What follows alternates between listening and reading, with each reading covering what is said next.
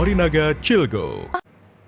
Kompas Update pukul 8 malam waktu Indonesia Barat kembali hadir untuk Anda. Di tengah guyuran hujan, Aliansi Mahasiswa kembali berunjuk rasa menuntut perbaikan jaringan internet. Awalannya, mahasiswa mendatangi kantor Bupati. Usai berorasi, mereka lalu menuju ke kantor Telkom Merauke.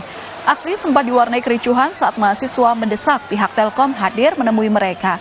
Namun kericuhan tidak berlangsung lama.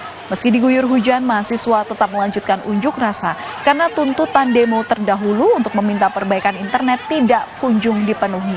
Sementara pihak Telkom menyebut kerusakan kerap terjadi akibat kabel optik bawah laut tidak ditanam untuk menghindari kerusakan terumbu karang sehingga kabel optik rawan terkena jangkar nelayan.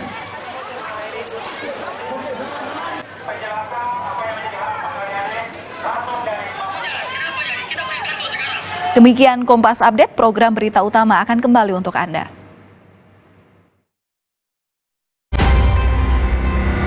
Kompas Update dipersembahkan